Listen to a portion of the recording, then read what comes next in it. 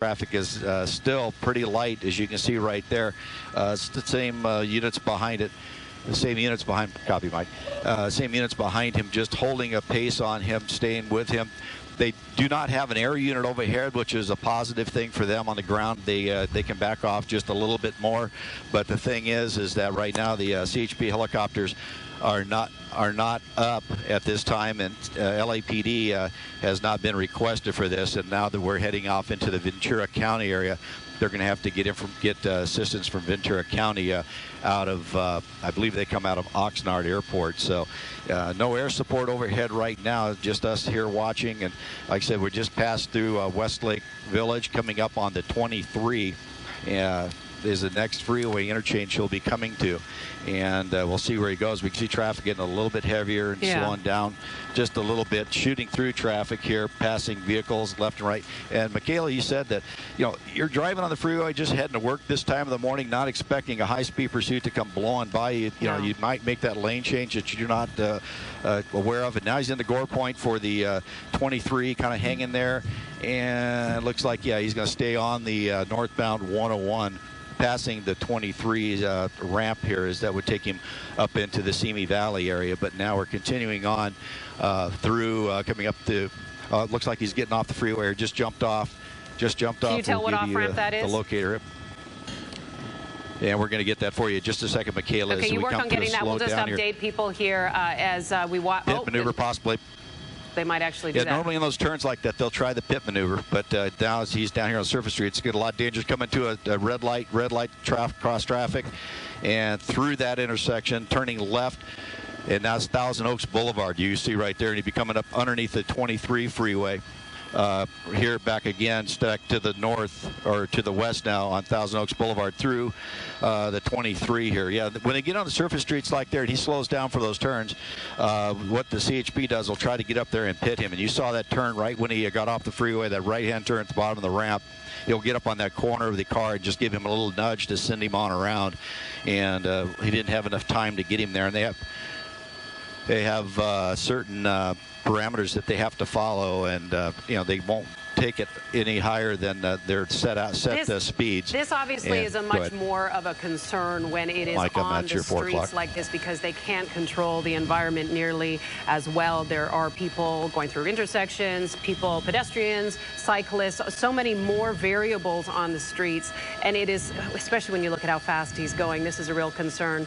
Kids are in school this week. They're back in class. Hopefully class has already started, so you won't have children on the roads. But this guy is really not trying to slow down anytime soon. Here's another opportunity. And CHP officer lost control there. It looked like, Tim, that he was attempting to get as close as possible to possibly try the pit maneuver, and it looked like he lost control instead. And this is the challenge here, especially, Tim, when you say they don't have eyes in the sky. You're their eyes in the sky right now. If they don't have air support, they oftentimes will rely on air support, and they'll actually back off and let this guy kind of, you know, wear himself out.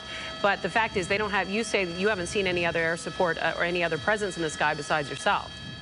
Well, we turned southbound here back on Moore Park, and you can see he's picking up speed pretty well. They're passing traffic, really getting on the gas, coming back down to Jan's Road.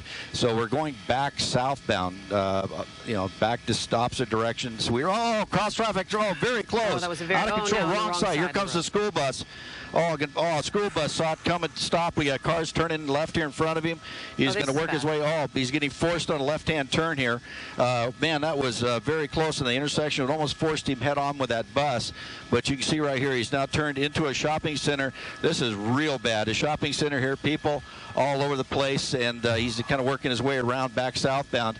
And 5 is going to hold up here on the south side. And he's working his way through there, pushing cars out of the way back down to the street here, and see where he goes. He's going to go opposite direction on the wrong way, and he's working his way through. A CHP still right on him, and And this is Thousand Oaks Boulevard. He's eastbound Thousand Oaks Boulevard, wrong direction, and coming up to the next intersection. And you're going to see a blue and yellow helicopter fly through our shot here pretty quick. Ventura County sheriffs have arrived on scene here. They called off the sheriffs from L.A. to come out here, so they got here first, took over the pursuit. Now they're going to start calling it. Now we're southbound on Thousand Oaks Boulevard, coming back to the 23. That was very, very dangerous. You can see CHP trying to come up for that pit on that curve there, but he's not giving him any help there at all. And now he's back underneath the freeway. The street is now Hillcrest as we pass under the 23. And 5's just behind him, right over the street. And continuing on here, as you see the 3 units, and now he has a Ventura. It might be a Thousand Oaks police car, a white car behind him in the pursuit, working his way up into the residential hills here.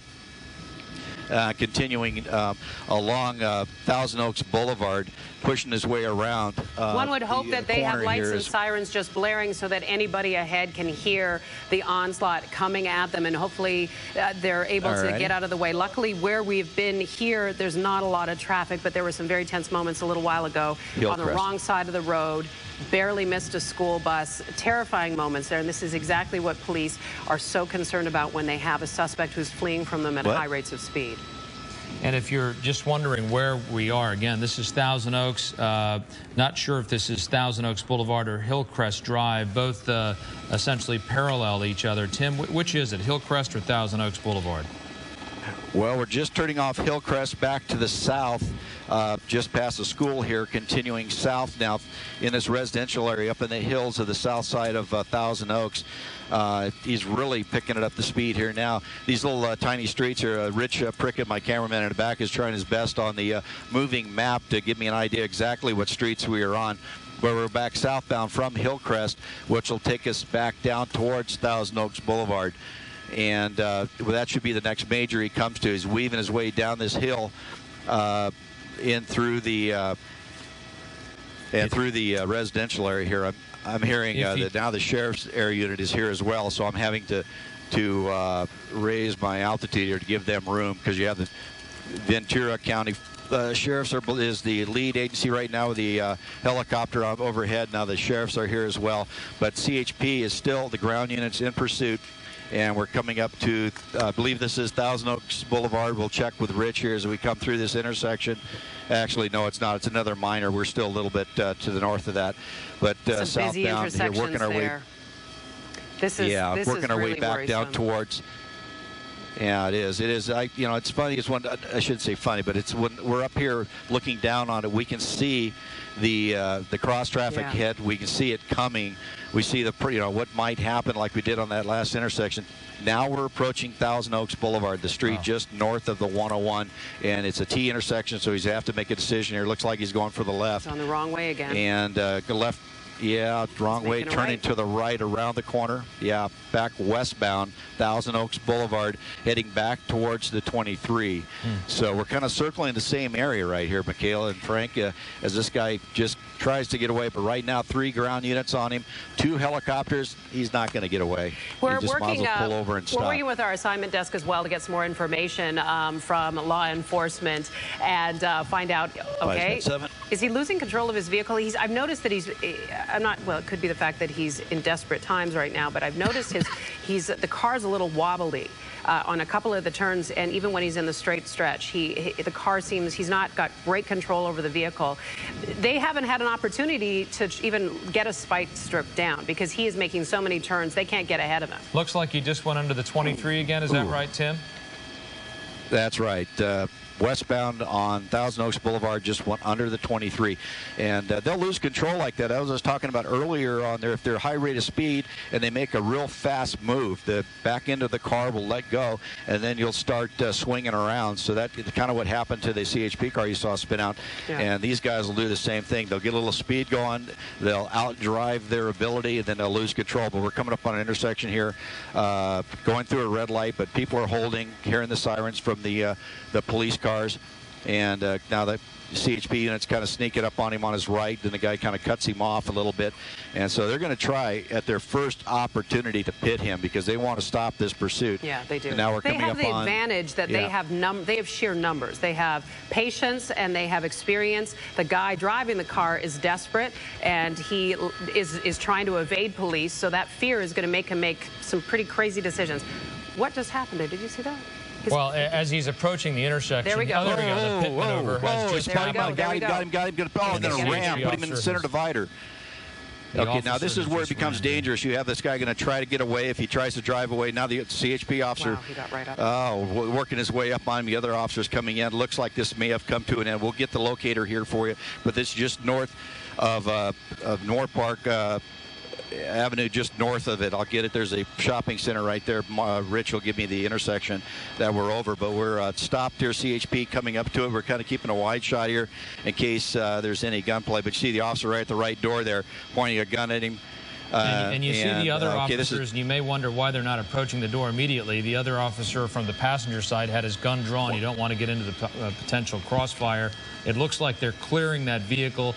The suspect is now down on the ground, and they'll be able to make an arrest.